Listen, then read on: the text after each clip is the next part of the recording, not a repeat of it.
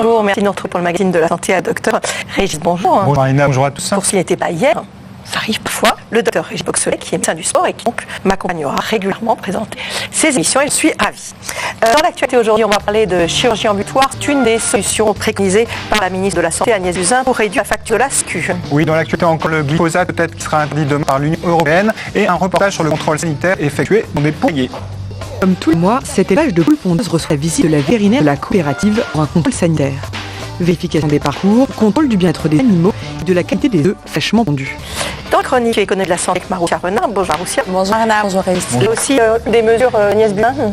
C'est plutôt une des mesures de Marisol Touraine qui va être gentiment enterrée par ce gouvernement. A priori, le tiers payant généralisé. Alors on verra pourquoi. Et puis avec Hélène Romano, on va faire un psy. Bonjour Hélène. Bonjour Marina, bonjour.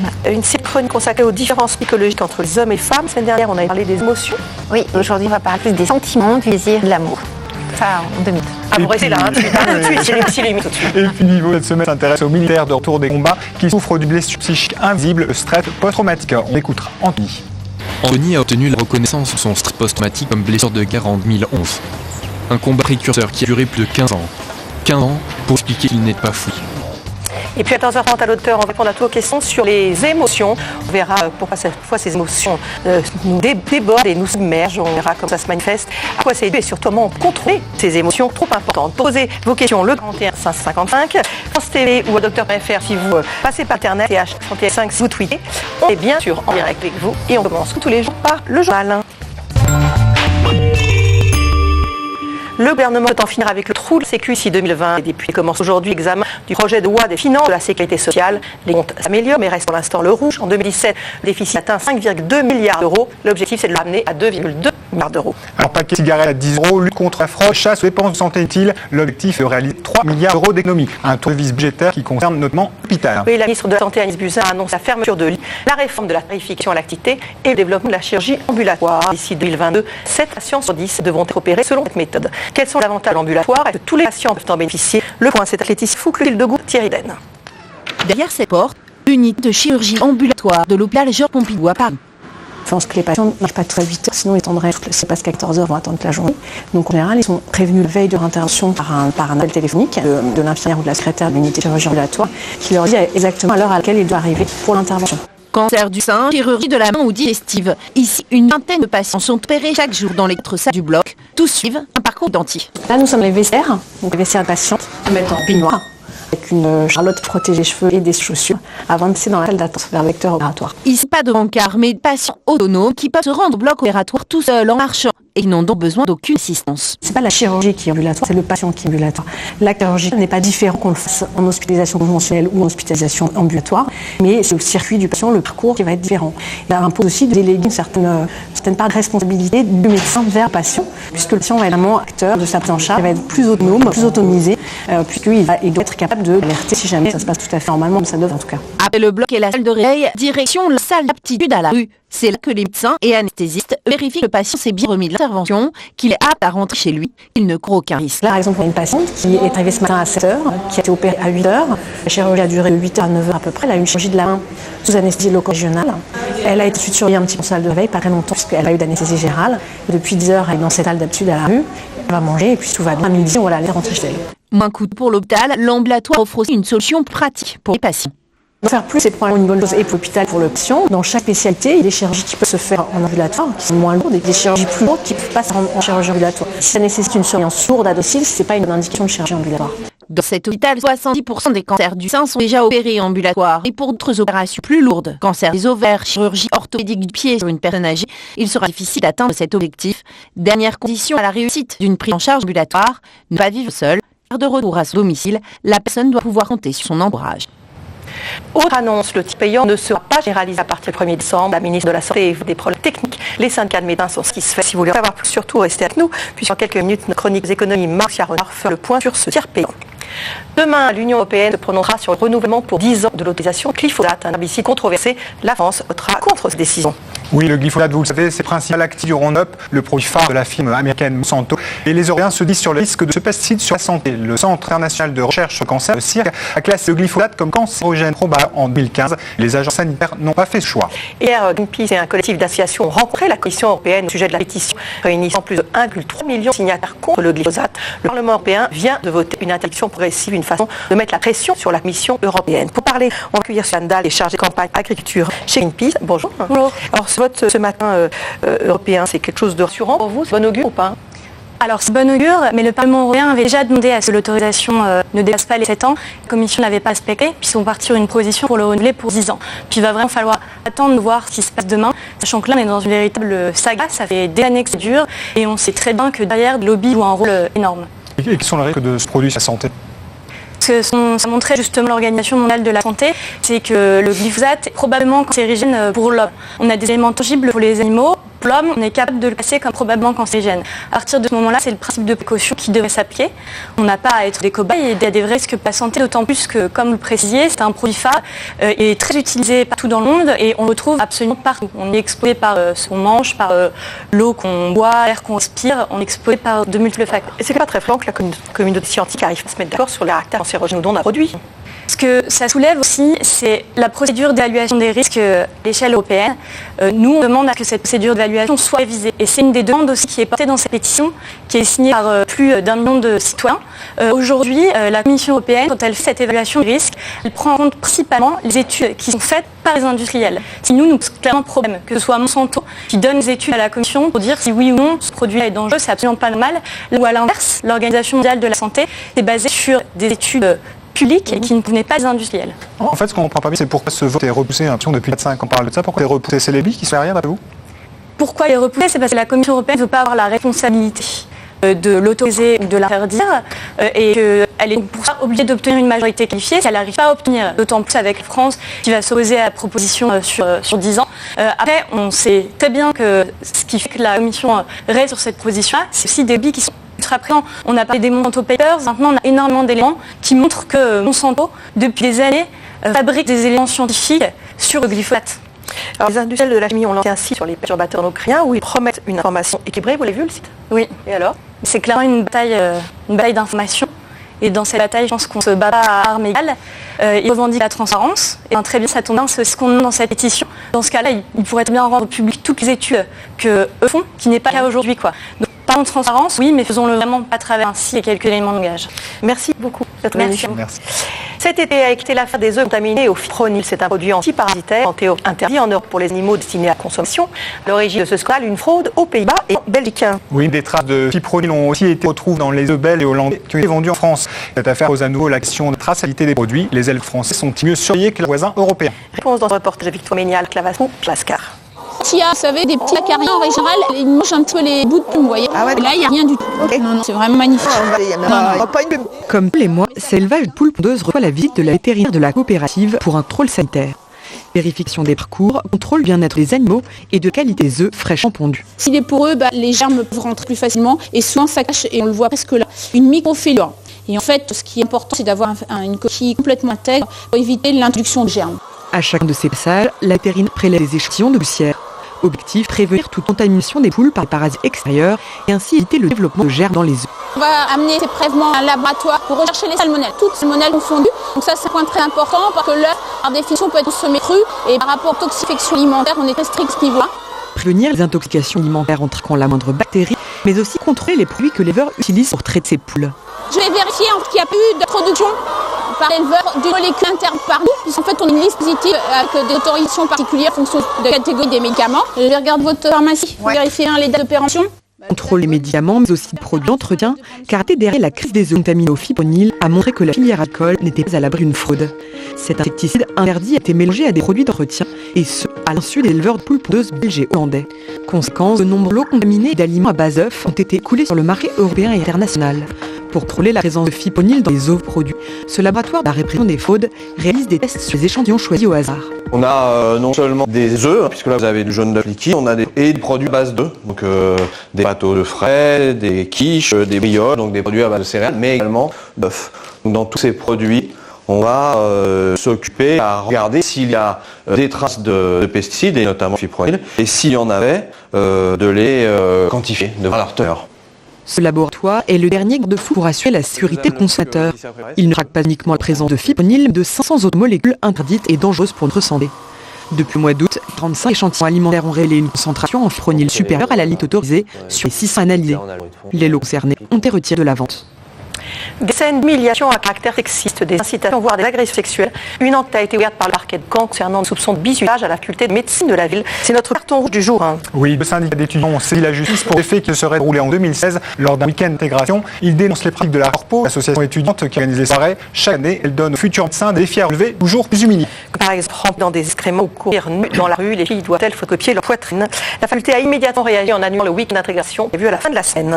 On le rappelle, le bizutage est interdit par la loi et puni de 6 mois de prison et 7 500 € d'amende, et ce, même si la victime était consentante. C'est la fin du journal. Un rappel parlera économie de santé, tiers payant avec Moussia Renard, de la psy avec Hélène Romano, focus sur la médecine animalière dans le carnet de santé, une médecine qui ressemble de plus en plus à la médecine humaine. La preuve avec cette opération de neurochirurgie sur un bulldog. Il vaut cette semaine consacrée aux soldats de retour des combats qui souffrent d'un syndrome stress post-traumatique. Pour les aider, l'armée de terre a mis en place des stages se passe dans le massif du Mercantour. Et puis enfin, le docteur a consacré à nos émotions. Vous verrez que parfois celles-ci débordent et nous envahissent. On verra comment les contrôles et témoignages, conseils d'experts, ce sera à 15h30, mais d'abord, nos invités.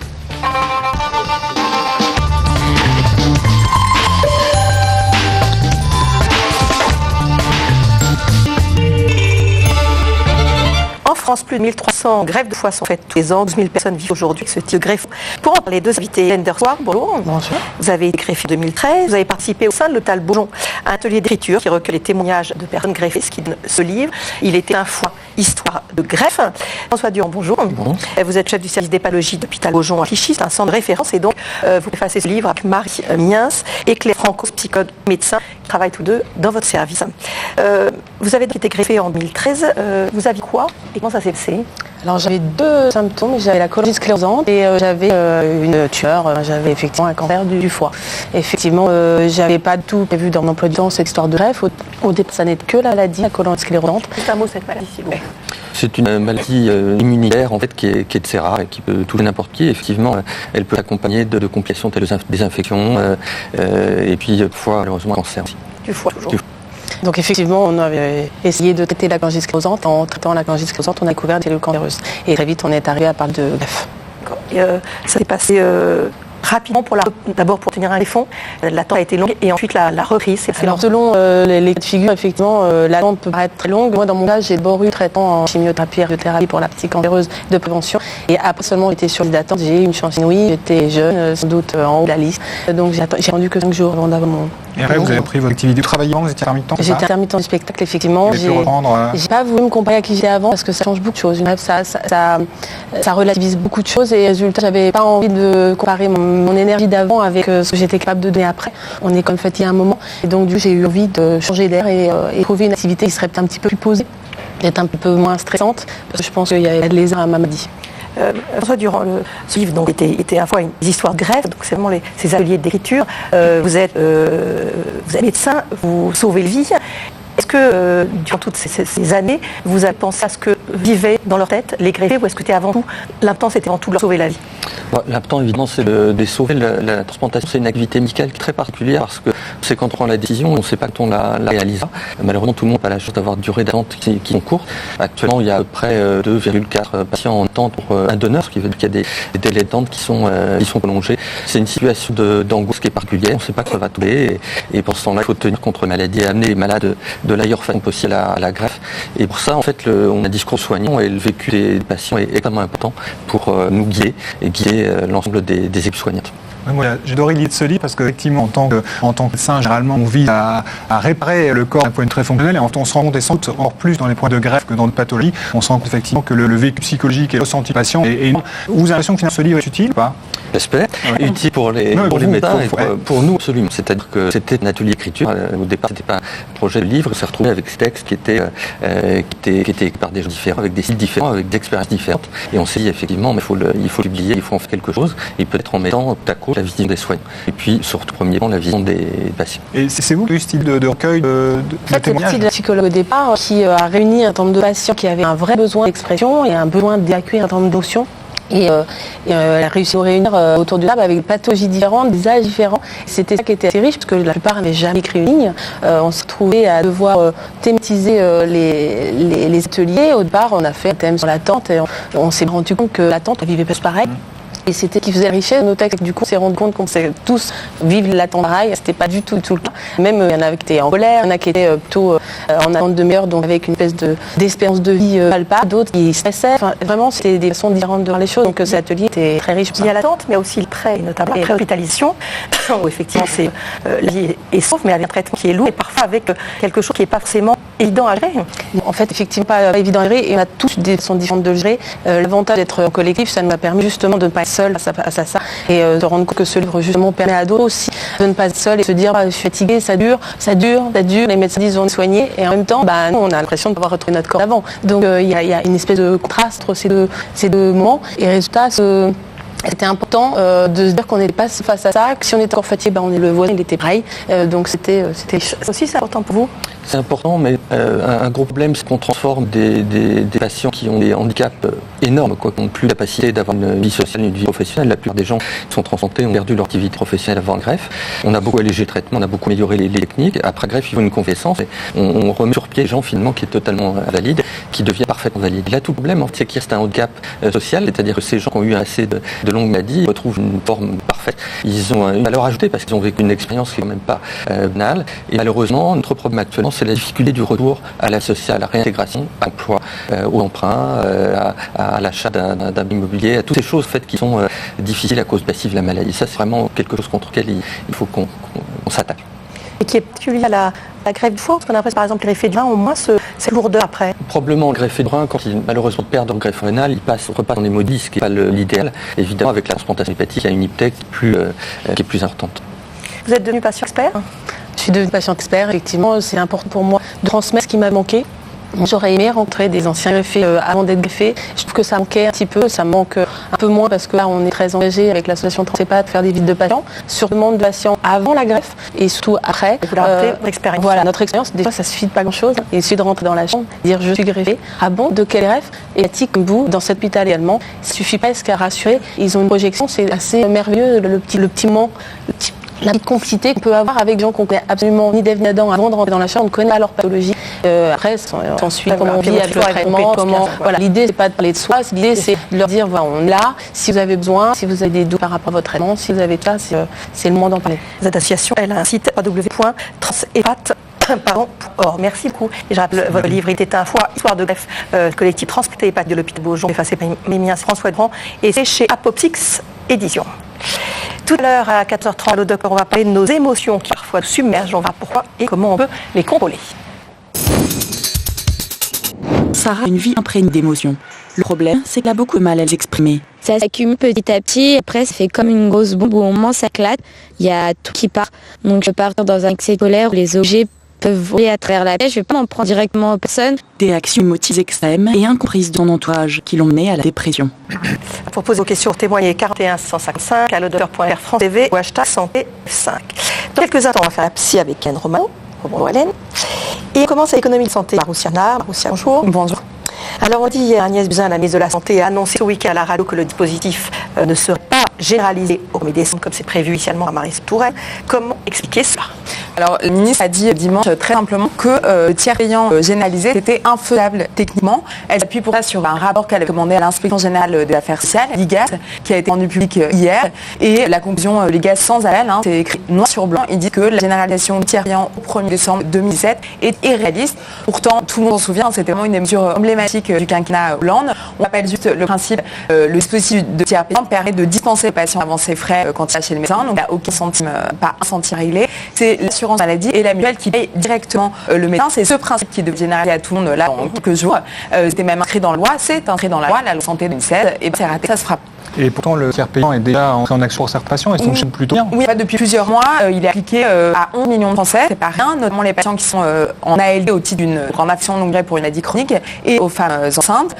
Et pour eux, alors ça n'a pas changé. L'obligation de tiers payant va rester, aucune inquiétude à avoir. Et effectivement, pour eux, ça marche plutôt bien jusqu'à présent. Dans ce rapport IGASI, que les médecins reçoivent le paiement par Sécu dans un délai de 1 à 3 jours en moyenne après la consultation. Or, c'était une de leurs grosses craintes.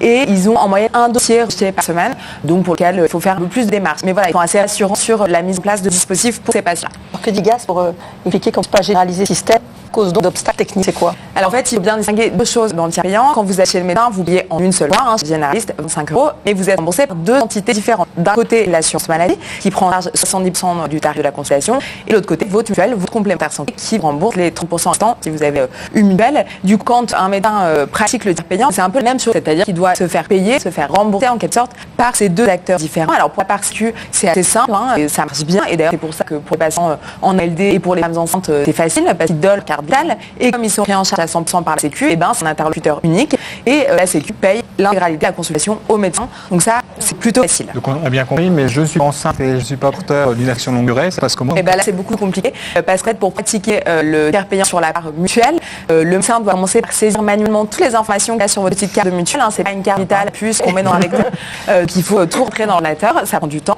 Et puis à la fin de la consultation, il doit envoyer le dossier à la mutuelle de chaque patient. Et vous le voyez à l'écran, en France, il y a 134 organismes de complémentaires santé et il n'y a pas une plateforme unique qui rassemblerait tous ces organismes de complémentaires santé. Ce qui veut dire que s'il y a un problème de paiement, par exemple, si les droits du patient sont pas à jour, si l'entreprise a changé de mutuelle et que dans le cas de la ligne de la mutuelle d'entreprise obligatoire et que le patient est pas au courant, bref, et qu'il y a un problème, c'est-à-dire que le médecin va devoir courir après la mutuelle de chaque patient et on peut comprendre que ce soit compliqué. D'ailleurs, l'IGAS dit vraiment que ça, c'est le principal obstacle qui fait que la généralisation du tiers payant est impossible techniquement pour l'instant. Faut dire que les médecins sont débordés, notamment les médecins généralistes, et c'est vrai que c'est quand même pas simple.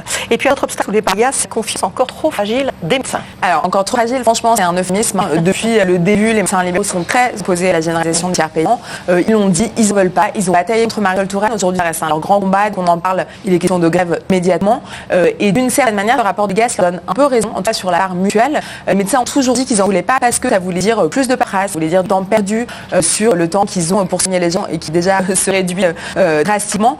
Et donc, d'une certaine manière, l'IGAS dit que sur, en tout cas, la part mutuelle du tiers payant, effectivement, c'est compliqué, ça leur coûterait beaucoup de boulot. Et une deuxième chose, c'est qu'on peut se dire que c'est aussi une manière, ce report de la part d'Agnès Buzyn, sa décision de reporter tiers payant, c'est un peu une manière de calmer le jeu avec les médecins. À un moment, on a vraiment besoin d'eux, on n'arrête pas d'en parler. Le projet de loi de financement de la Sécu est en discussion qu'aujourd'hui, il y a 3 milliards d'économies qui sont demandées et il faut vraiment que les médecins soient avec la ministre de la Santé. Donc, c'est aussi une manière de caler un peu de choses. Et vous êtes spécialiste chez vous de l'économie de la santé, vous avez l'impression que c'est un simple report ou on peut déjà entrer ce tiers payant? Alors franchement, on peut avoir un gros doute. Tous les observateurs ont un gros doute. Déjà pendant la campagne, Emmanuel Macron avait parlé de tiers payant généralisable et non généralisé. La différence sémantique est infime, mais ça a vraiment une bonne chose. On est plus dans l'idée de quelque chose d'optionnel.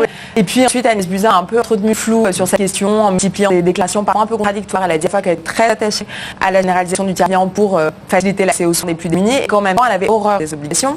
Dimanche, elle a dit à la radio, je cite, il n'est pas faisable, donc ça ne sert à rien de parler d'une obligation. Franchement, moi, je trouve ça assez clair. Ça ressemble quand même à un enterrement de première classe. En attendant, il y a quand même un problème, c'est que cette obligation de tiers payant est inscrite dans la loi de 2016. Et donc, il va falloir d'une manière ou d'une autre trouver une manière officielle d'y renoncer, puisque normalement, c'est la loi. Pas sûr, ça. Merci beaucoup. Si on vous parle de dentiste pour chien ou de dermato pour chat, vous allez penser, mais oui, nous souffrons d'anthropomorphisme. Et pourtant, c'est une réalité. Oui, la médecine animalière ressemble de plus en plus à la médecine humaine et les vétérinaires se spécialisent pour apporter à nos animaux domestiques un soin toujours pointu. C'est ce que vous allez découvrir ce soir à 20h55 sur France 2 dans l'émission Aventure de médecine consacrée à médecine vétérinaire et son histoire. Et on regarde tout d'un extrait, c'est la guérison spectaculaire d'un boulogue grâce à la neurochirurgie. Dans ces cliniques parisiennes, toutes les semaines, on remet sur pattes des chiens condamnés à l'immobilité. C'est donc avec un espoir immense que Lena Henbel, un petit bouledogue français, paralysé depuis une mauvaise chute 24 heures plus tôt.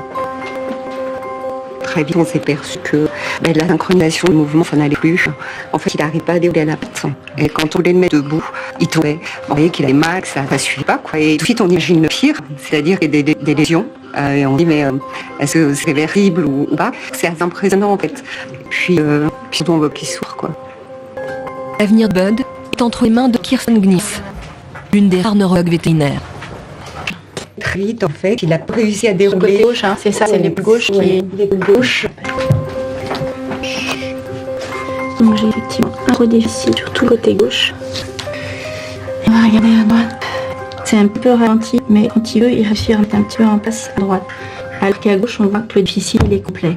Donc là, lui, clairement, on voit qu'il a une atteinte nerveuse sur les 4 pattes et ça touche préférentiellement son côté gauche. Maintenant, quand je touche au niveau du cou, il y a une raideur incroyable au niveau de ses muscles paracervicaux et il refuse complètement que je mette la tête en l'air. Ça me dit qu'il a très mal au niveau du cou et que donc la lésion, je pense qu'elle vient de là. Kirsten soupçonne une hernie discale au niveau des cervicales. Un grand classique et les boulogues. Pour le vérifier, Beth va devoir passer scanner. Après avoir été anesthésié, le bulldog est installé, le temps de quelques clichés. Sur les images, plus de doute. C'est une hernie. On voit qu'il y a une énorme tache blanche qui apparaît ici. Vous voyez ça? C'est le disque qui s'est déplacé de cet espace-là. Ici, la moelle épinière et la moelle cervicale. Autour, il y a les vertèbres, entre chaque vertèbre, il y a un disque. Et déjà ici, on voit qu'il y a une image blanche qui est totalement anormale, qui correspond au disque qui s'est déplacé d'ici et qui va se mettre à l'intérieur du canal. En appuyant sur la moelle, le disque perturbe l'information nerveuse, ce qui bloque la motricité. Pour sauver Bud, il n'y a pas d'autre solution. Kirsten doit l'opérer. On va aller là juste à côté de la moelle et le moelle c'est un endroit qui est... Il n'y a rien de plus fragile. Si on touche, il y a un risque déjà de paralysie définitive et même de mort si la lésion est trop importante. Donc il faut que j'aille enlever le disque sans toucher à aucun moment à la moelle épinière. Pour atteindre le disque qui est dans la moelle, Kirsten perce la vertèbre à l'aide d'un instrument dentiste, la fraise.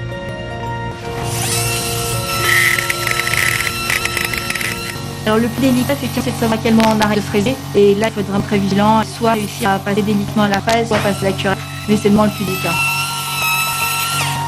Très vite, la vétérinaire ôte donc en la cuette ce petit instrument qui lui permet d'aller grignoter le disque, petit bout par petit bout.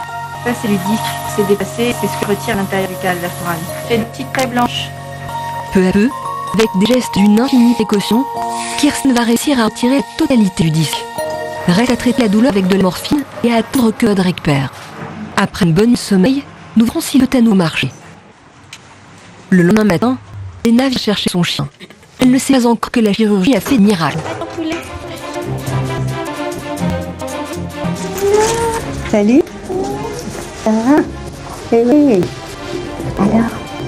En 12 heures à peine, Bud est comme neuf. Sur les hernies discales cervicales, quand on intervient suffisamment tôt, la récupération est vraiment très rapide. Grâce à la position à 4 pattes, les chiens récupèrent beaucoup plus vite que les hommes après l'opération de colonne vertébrale.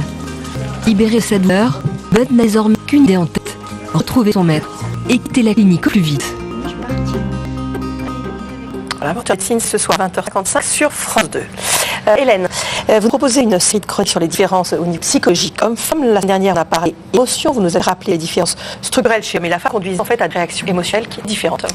Les différences structurelles entre chromosomiques qui vont entraîner des différences hormonales, physiologiques, anatomiques font qu'on gère différemment les émotions. Et j'avais envie de vous parler des sentiments, du désir et de l'amour.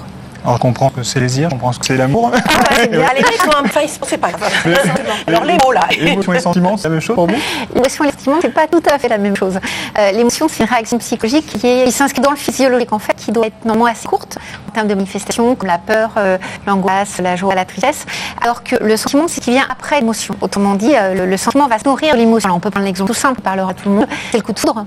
Le coup de foudre, c'est une émotion qui va être très violente, comme la métaphore le dit, qui va pas forcément donner une suite sentimentale. Le coup de foudre après plus de sentiments, pas d'amour, qui au contraire va s'inscrire dans le temps et va permettre à des sentiments très forts de venir. Donc le sentiment vient après l'émotion. Et là, les femmes et les hommes ne gèrent pas du tout de la même façon leurs émotions et donc tous leurs sentiments. Ah oui, la nuance. J'ai tout compris. Alors, et est-ce que ça réciplique si les hommes et les femmes exprimaient leurs sentiments de la même façon? Ça serait vrai si ou pas?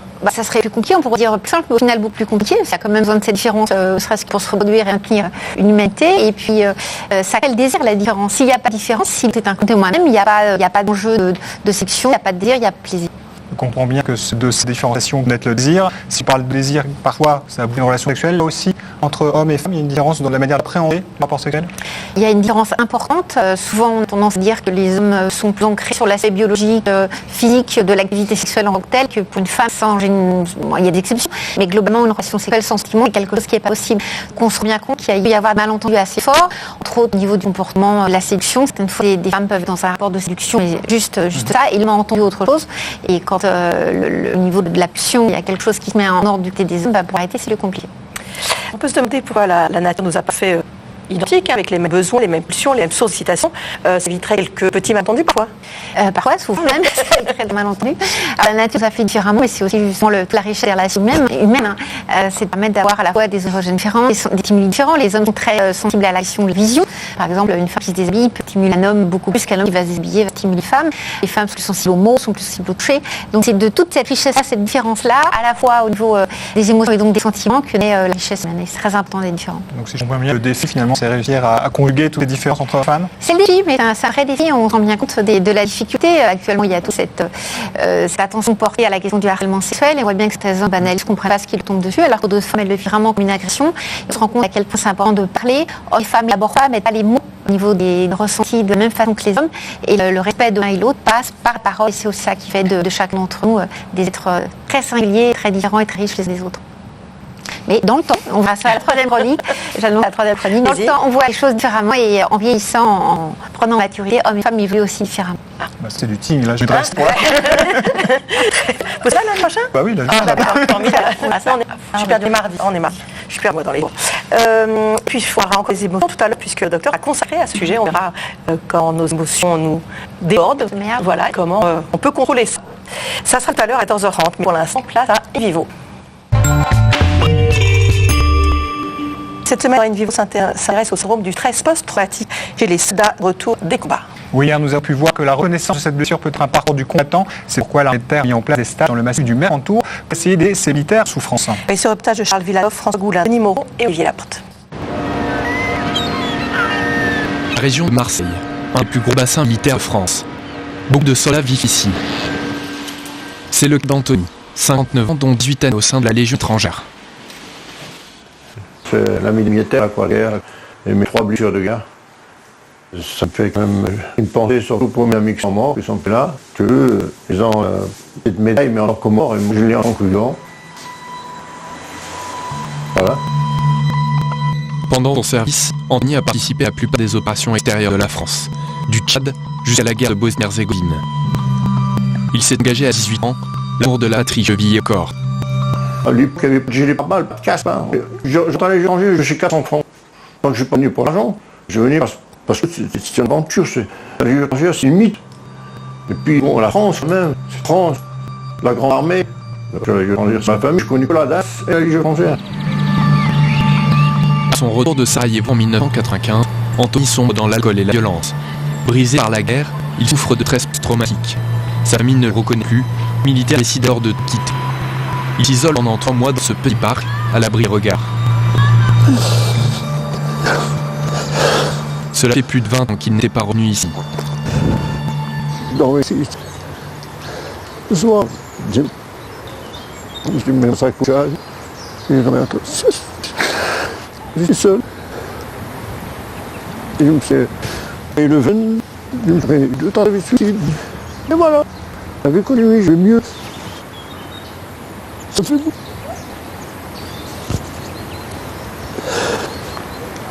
Et j'entrais à 4 pattes, là-dedans. Donc j'entrais là. Je mettais un sac en dessous, je mettais un assis avec une petite corde, pas de pluie, avec une petite bougie. Et voilà, c'était chez moi, mon petit chez moi. Quoi.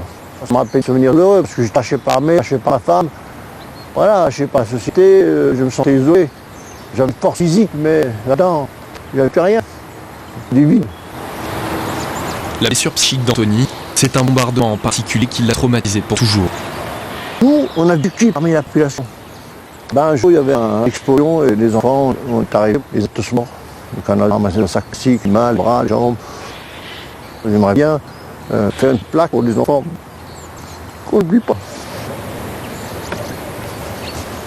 On n'oublie pas ces enfants. Vous savez, quand tu perds ta femme, tu es un veuve. Mais comme tu perds tes enfants, il n'y a pas de mots. Tu n'es pas orphelin, tu n'es pas veuve, il n'y a pas de mots. C'est contre nature. Anthony a obtenu la reconnaissance de son stress post-traumatique comme blessure de guerre en 2011. Un combat récurrent qui a duré plus de 15 ans. 15 ans pour expliquer qu'il n'était pas fou. Ça fait longtemps parce que j'étais un des premiers même, au parmi les premiers, 2 pas premiers, mais c'est pour ça qu'elle a pris tant de temps.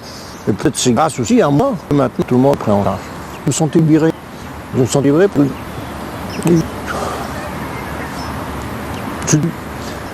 Je suis en mal. Aujourd'hui, Anthony refondit une famille.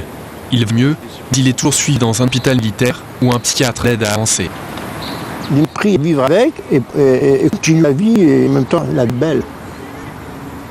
Donc quand le temps sort des cons, mais peut-être sera un seul mec qui peut changer ta vie.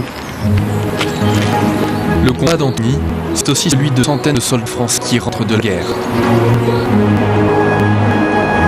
Pas que du Mercantour dans le sud-est de la France. C'est bien. Un max. Il y a 15. Ouais, c'est bien ça. Ah, c'est très bien. La CABAT, la cellule d'aide aux blessés de l'armée de terre, a créé en 2015 un stage pour les militaires atteints de stress post-traumatique. On va pas jusqu'à souffrir, jusqu'à chauffer. Faut laisser. Oui, c'est bien ça en refait-le un peu. Non mais c'est bien. On est là. Tout derrière Cyril. 9 jours en montagne, pendant lesquels 10 blessés psychiques ont essayé de se reconstruire par un travail sur le corps et l'esprit. Allez, assis, tour. Allez, on serre. C'est le major Hervé qui s'occupe des encadrements sportifs. Allez, la première, système. J'ai juste super confiance. Et exactement. Je suis arrivé, c'est tout. Tu passes à la pression. Vas-y, tu fais ton enroulé, Mika. Allez. Et en avant, fais la roulade. Oui. Il va y arriver. Il va y arriver. On n'est pas fatigué. Ce premier jour, l'objectif est de créer une cohésion de groupe, comme à l'armée, entre frères et sœurs d'armes. Faites en avant, roulez. Super. Ludo. 130 kilos. Attention. Ludo. Pendant la durée du stage, pas de titre, pas de rang. Ici, tout le monde est au même grade. Chez Ludo, c'est les baskets. Doucement, Ludo. Ouais, super. Allez, vous. Allez, on est là. Allez, on souffle un peu là. Moi, je suis satisfait. On a toujours un cri de ralliement. Et là, vous allez avoir le vôtre durant la semaine. Vous prenez après moi. C'est bon, ça. C'est bon, ça.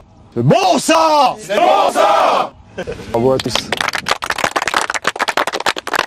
L'activité n'est qu'un simple échauffement. Dans les prochains jours, les blessés seront confrontés à leurs angoisses avec des exercices physiques et psychologiques plus poussés. Alors, on retournera dans le massif du Mercantour dès demain.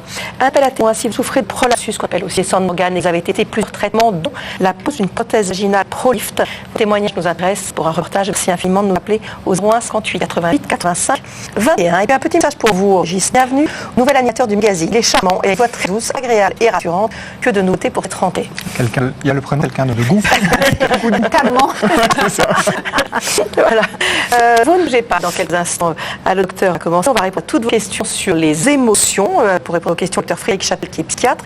Et pour témoigner, capitaine Frédéric, qui est plongeur des mineurs. À tout de suite.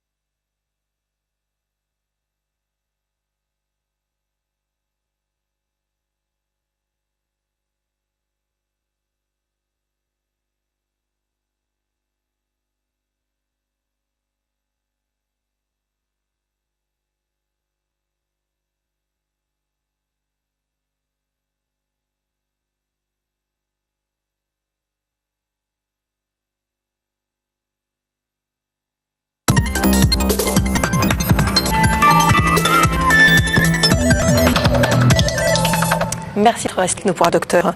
Avoir peur, être joyeux, être en colère, pleurer, se réjouir, rager, crier, faire le mot, éclater de rire, tous les jours, chacun de nous traverse un nombre infini d'émotions et c'est d'ailleurs ce qui nous diront aussi les robots.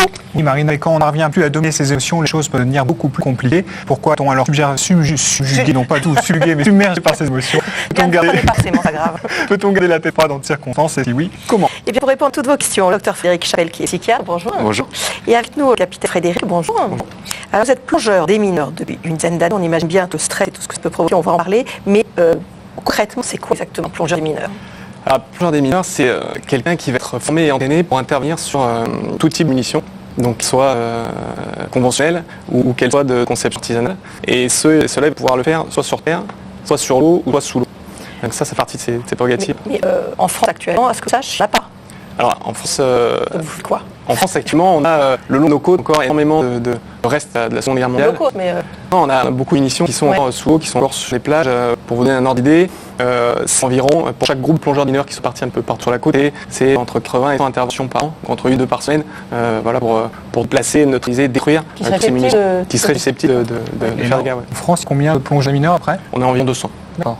Et de vous partager tout territoire, toute côte? Voilà, exactement. En trois groupes distincts, Cherbourg, Brest et Tours. Et donc, en dehors de ces choses concrètes que ça existe, vous faites des entraînements? Oui, alors l'entraînement c'est la plus grosse partie un petit peu de notre activité. On s'entraîne, le domaine est assez large puisqu'il y a de partie nage, mais aussi la partie plongée, tout ce qui est recherche sous-marine à l'aide de sonar, recherche par plongeur. Il y a aussi tout ce qui est travaux sous-marins. Il y a une équipe de plongeurs qui est juste de rentrée de Saint-Martin qui était détachée suite à l'ouragan. Et voilà, donc tout ce panel de tâches fait que l'entraînement est constant et qu'on doit toujours répéter gestes pour. Alors par exemple à Saint-Martin, vous avez quoi? Alors à Saint-Martin, l'objectif là c'était essentiellement travaux sous-marins et l'objectif a été de réouvrir les voies de navigation, de reconstruire entre guillemets les chemins d'accès au port, enlever toutes les embarcations qui avaient été coulées et qui gênaient donc la libre circulation des navires. Alors on vous a invité aujourd'hui parce qu'on parle des émotions. Et effectivement, on a l'impression qu'il y a beaucoup de stress dans votre métier. Il y a le stress de plonger, à la limite de loisir, qui est déjà un petit peu stressante. Et après, quand c'est pour plonger pour éventuellement déneiger, j'imagine que la gestion de stress est importante pour vous. Ah oui, effectivement, c'est une spécialité qui regroupe deux activités qu'on qualifie à RIC.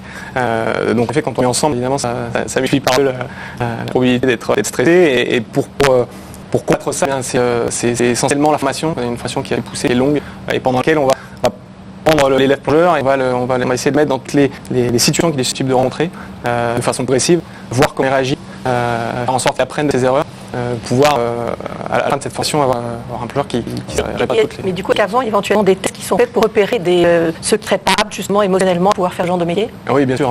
En plus des tests physiques qui vont être faits, il y a évidemment des tests psychologiques, un entretien avec des psychologues. Et l'objectif, ça va être vraiment d'essayer de voir si la personne n'est pas casse-cou, parce que clairement, une personne qui n'est pas consciente du danger, c'est quelqu'un qui est dangereux au final, pour vous et pour les camarades. Ça fait combien de temps ce métier? Plongeur mineur, ça fait un petit peu moins de 10 ans.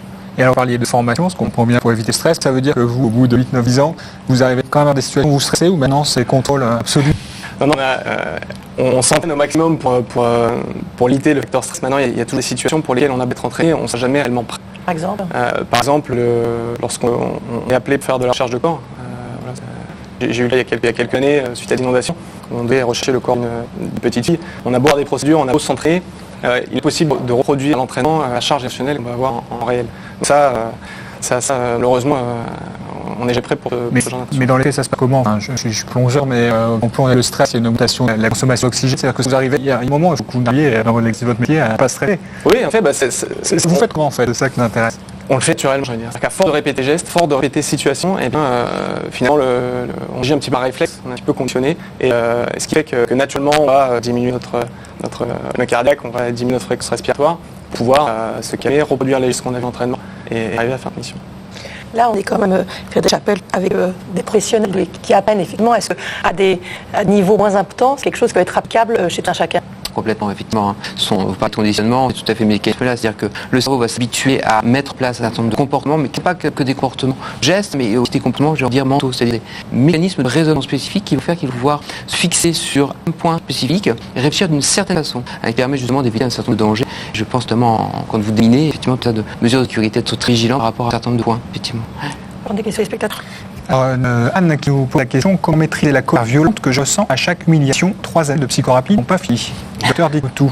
Oui, alors effectivement, la colère est une émotion très importante qui peut déborder les gens et faire souffrir, mettre en souffrance de façon très conséquente. Alors, il y a plusieurs façons de gérer la colère. Alors, premièrement, c'est d'arriver à bien saisir qu'est-ce qui vient gérer cette colère-là. Parce que quand on arrive déjà à pouvoir dédramatiser ça, à ramener à une compréhension de ce qui a déclenché la colère, on arrive déjà à faire un grand pas. Après, il peut y avoir bien sûr toutes les gestions de l'émotion par elle-même. Hein, on en verra un peu dans votre reportage, notamment ce qui va être au sport, en particulier, qui peut être très utile dans ce domaine-là.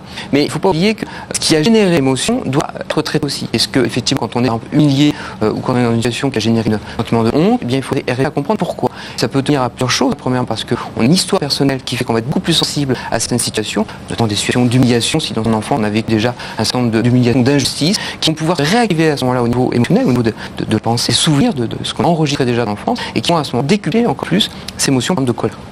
Florence se dit qu'elle pleure quand on est gentil avec elle. Pourquoi? Là aussi, mais pourquoi? Alors là, oui, effectivement, il y a certainement, on parlait de positionnement, il va y avoir des positionnements un peu similaires, c'est-à-dire qu'on peut apprendre certaines situations à réagir d'une certaine façon, et effectivement, à ce moment-là, on va le reproduire régulièrement de façon très automatique, c'est-à-dire que ça ne va pas vraiment arriver par le cheminement d'un raisonnement, mais ce sont plus des pensées qui sont créées depuis très très longtemps en nous, qui sont mises en place dans l'enfance ou dans l'adolescence, donc on n'a plus conscience qu'on les a mis en place à ce moment-là, et qui, dans certaines situations, vont pouvoir s'activer. On a le fameux exemple de la Madeleine de Proust, qui effectivement, en mangeant de veau et de madeleine, réactive le souvenir de quand il était en train de manger de la madeleine quand il était enfant, si je me souviens bien avec sa mère. Et bien, le même processus qui va se mettre en place, sauf que au lieu d'être dans une situation agréable, c'est une situation désagréable, ça peut se réactiver.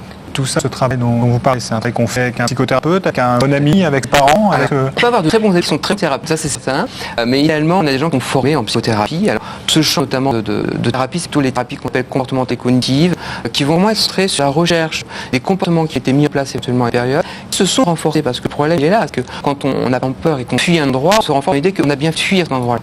Sauf que parfois c'est approprié, si effectivement il y a un danger réel, mais que bien souvent, notamment dans l'agoraphobie par exemple, on va avoir peur des espaces publics ou des endroits où il y a beaucoup de monde, alors qu'il n'y a pas obligatoirement de danger.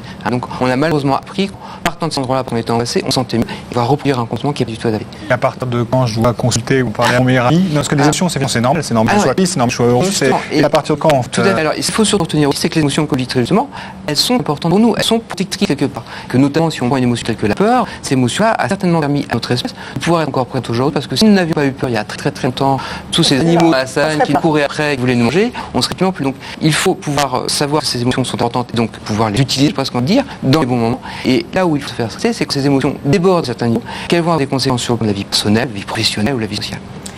En tant que thérapeute, est-ce que par exemple, le cas de ces petites filles qui en avaient certaines difficiles, vous êtes briefé après ou pas? Oui, il y a des cellules, des psychologues qui sont là pour ça. Et en effet, lors de cette intervention-là, on avait fini un psychologue au sein du groupe plongeur pour parler, ne serait-ce que pour savoir qu'il y avait des gens qui étaient disponibles, qui étaient prêts à nous écouter, qui étaient prêts à en parler, de façon aussi à essayer de déceler les éventuels symptômes qui pourraient apparaître. Donc ça, c'est important pour chacun savoir si comment ça fait cauchemar. On sait peut-être quelque chose qui est en train de se passer de ça. Donc ça, c'est présent, c'est utile. On va parler sport. Et vous qui, pour les sportifs de haut niveau, dont la gestion du stress fait partie de l'entraînement, au-delà de la technique sportive, une compétition se gagne sur le mental, et c'est en plus vrai pour les sports de précision comme le tir à l'arc. Évidemment, Alexandre Moncaillot assistait à un des entraînements des meilleurs archers de France à INSEP. Un arc, des flèches et une cible située à 70 mètres. Pour gagner, pas de secret. Il faut tirer en plein mille. Le tir à l'arc, c'est un sport de concentration et de précision, car la victoire se joue souvent au millimètre près. Alors pour excéder au plus haut niveau, question de se laisser renvahir par le stress. Le stress chez le tireur à l'arc, notamment en situation de compétition, c'est d'abord des réactions physiologiques, donc tremblement, accélération de la fréquence cardiaque, augmentation de la température du corps, des fois on va avoir des sueurs, quoi. Le problème, c'est que quand on est trop en stress, on devient plus lucide et on fait n'importe quoi. Et pour nous, l'objectif n'est pas de réduire à néant le stress, mais au contraire de le transformer en énergie positive. Jean-Charles Verdine compte parmi les meilleurs archers de France. Avec 250 à 400 flèches tirées chaque jour, leur entraînement est intensif. Aujourd'hui, ils s'affrontent en duel pour travailler leur gestion du stress. Comme aux Jeux Olympiques, chaque tireur a 20 secondes maximum pour tirer sa flèche. J'annonce le corps à chaque flèche tirée pour rajouter de la pression au tireur. 9 presque 10 en bas à gauche. Le principal adversaire, c'est toi. C'est toi qui te mets tes flèches au milieu de la cible et tu sais le faire au quotidien, tu sais le faire tout le temps. Donc il n'y a pas de raison que tu le fasses pas quand tu es à l'autre bout du monde. 10. Le seul facteur de stress, c'est qu'il est humain, c'est toi qui le crée parce que ton seul adversaire.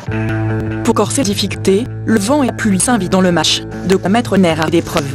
Alors ne pas succomber au stress, chacun a sa méthode. 8 à gauche.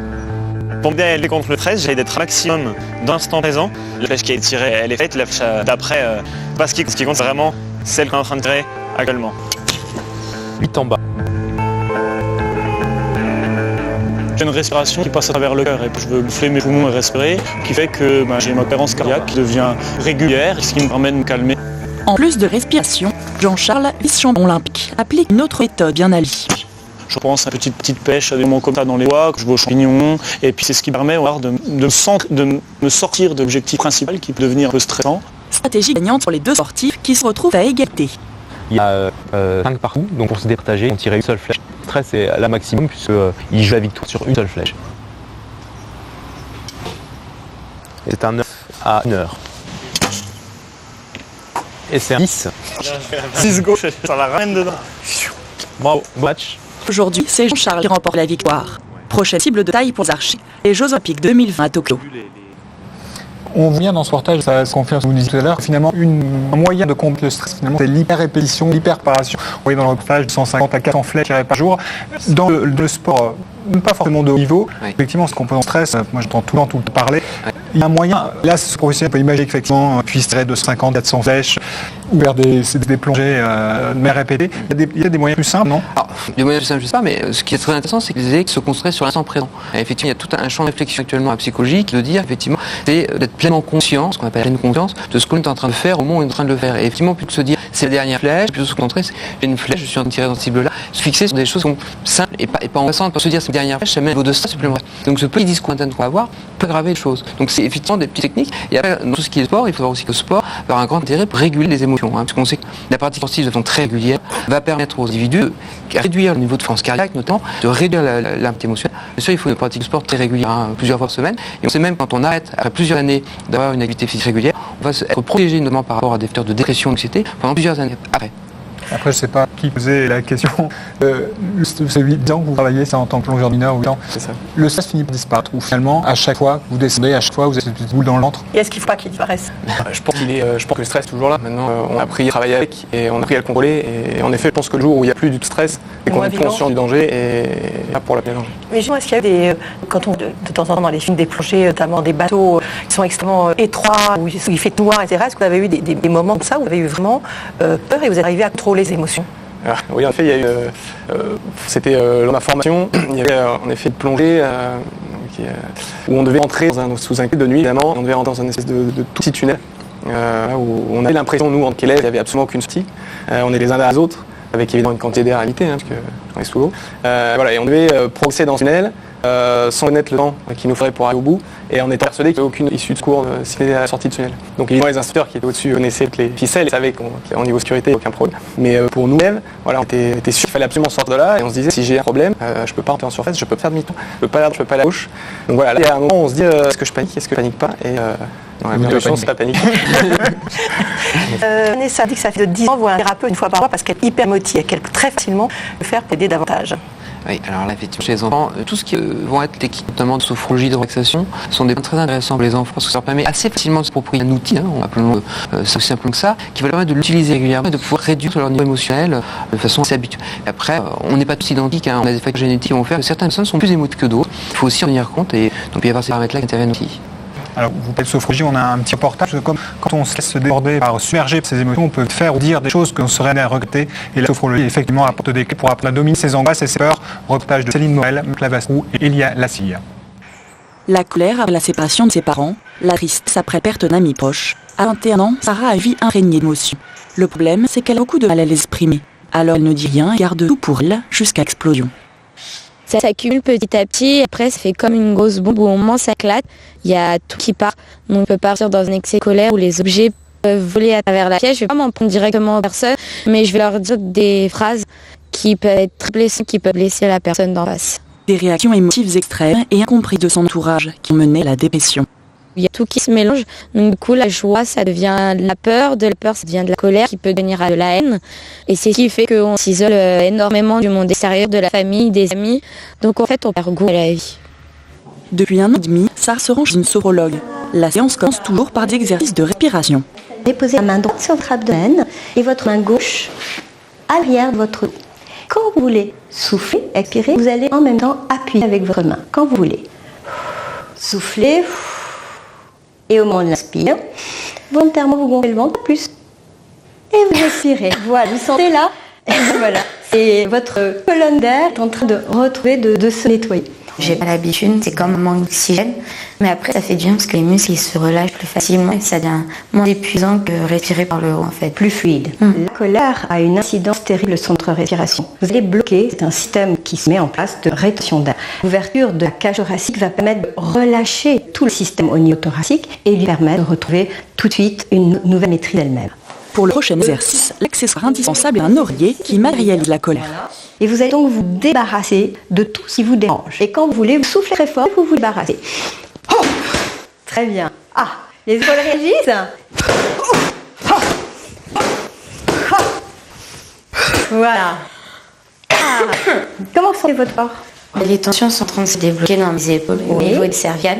Toute cette colère que vous avez maintenue, retenue, c'est de l'énergie que vous avez contenue. Au sol ou contre le mur, les jets d'oreiller sont de plus en plus puissants. C'est un geste uniquement pour se débarrasser, évacuer la tension et non pas un geste d'agressivité. Le but, c'est justement de faire tomber cette agressivité. En fait, je m'autorise à dire j'ai le droit d'être en colère et je l'exprime d'une autre façon en fait avec le clan. Sentez cette eau. La séance se termine par un moment de relaxation pour lâcher prise. Et emmène avec elle tout ce qui pourrait éventuellement vous déranger. Grâce à sophrologie, Sarah a pu reprendre ses études et envisager son avenir avec plus de sérénité. Alors une question, je vous pose, il y en a plus qui sont arrivés du même taux. Dis-nous de ma jalousie vers mon mari devient obsessionnelle quand me débarrasser de sentiments qui minent ma vie de couple. Alors là, effectivement, il y a plusieurs pistes. Cette jalousie, de quoi vient? Parce qu'on peut aussi être jaloux légitimement, premièrement. De l'utilité de son compagnon, c'est voilà, possible. effectivement, ça peut déjà arriver. Après, effectivement, ce sont des éléments qui peuvent monter à très loin, on sait, qui vont faire que la personne a un doute, un manque de confiance. Et on peut aussi retrouver un manque de confiance en soi, c'est-à-dire dans cette compétence que l'on a d'être capable de garder le conjoint avec nous. Donc il y a tout ce questionnement-là qu'il faut pouvoir se poser sur, en définitive, qu'est-ce qui va se jouer à la jalousie? Est-ce que c'est la peur d'être abandonné, par exemple, on peut le retrouver chez certaines personnes, ou est-ce que c'est au contraire le fait de ne plus être désiré, de ne plus être mis à la juste valeur que l'on estime devoir être, un peu sur un plan narcissique, je veux dire. Une autre question, j'ai été acté durant toute ma première grossesse où j'ai eu beaucoup d'émotions, du stress, de la peur, de la joie, d'angoisse, cohabiter. Comment bien vivre une seconde grossesse? Alors, premièrement, parce que toutes les grossesses sont les mêmes, donc fort heureusement, et c'est certainement qui passe leur première grossesse à passer leur temps à vomir, la suivante va se passer de la même façon. Donc, une première grossesse qui ne se passe pas bien parce qu'on est dictée n'impacte pas obviamente la deuxième. Donc, il faut déjà arriver à sortir un peu ses pensées, parce que les pensées qu'on va avoir vont pouvoir générer un certain type d'émotion. Et si on commence à dire ça ne va pas aller, je vais pas en sortir, ça va se passer, on génère une émotion. Et donc, nécessairement, quand on génère une émotion, on va pouvoir sentir un certain nombre de symptômes, une oppression, de voir des nausées, même fois des vomissements. Donc, déjà, la première chose, c'est d'arriver à revenir sur un discours qui soit cohérent. J'ai une grossesse, il reste, comme on le disait tout à l'heure, un peu de l'instant présent, parce que je suis en train de vivre. Et là, on sait si l'environnement hormonal, donc évidemment la grossesse qui est particulière, peut agir sur l'émotion, l'irritabilité par exemple. Alors oui, effectivement, on voit des modifications de l'humeur. Alors, déjà, en dehors des périodes de grossesse, chez certaines femmes, c'est très bien que, en fonction de la période du cycle, eh bien, on va pouvoir avoir des périodes, il peut y avoir une irritabilité, une certaine tension. Et là aussi, c'est pareil, ça dépend des femmes entre elles. C'est peu des sujets éthiques aussi et biologiques qui vont venir derrière. En dehors des entraînements lors des missions, vous plongez toujours à deux, parfois seul? On plonge toujours à deux. C'est vraiment des cas très particuliers où on doit être amené à plonger sur une munition et où dans ce cadre-là, finalement, c'est le danger représenté par la munition qui est supérieur à celui qui est occasionné par la plongée. Dans ce cadre-là, on va privilégier envoyer un plongeur seul pour minimiser l'impact. Est-ce que quand vous plongez à deux, c'est important justement pour gérer le stress d'être à deux? Ah oui, la relation de confiance, elle est primordiale. Il faut pouvoir compter sur son partenaire, son binôme, et c'est ce qui fait aussi que la plongée passe bien, c'est ce qui fait qu'on l'aborde dans les meilleures conditions. Parce qu'on se dit qu'il sera là et que s'il arrive quoi que ce soit, il pourra me porter assistance et me ramener sur face. J'imagine que c'est peut-être un peu tabou, mais dans les 200 plongeurs de mineurs, il y a des plongeurs de mineurs qui craquent, qui peuvent plus finalement. Non.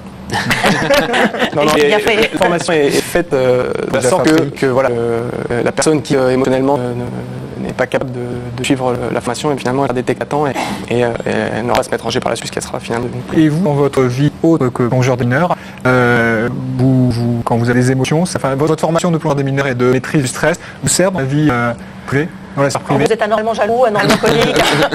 Non, j'ai jamais encore eu l'occasion de jeter les oreillers, mais non, alors c'est une bonne question, je sais pas, je suis plus quelqu'un de calme en général et oui, je m'en porte assez rarement, donc, je pense que ça sert.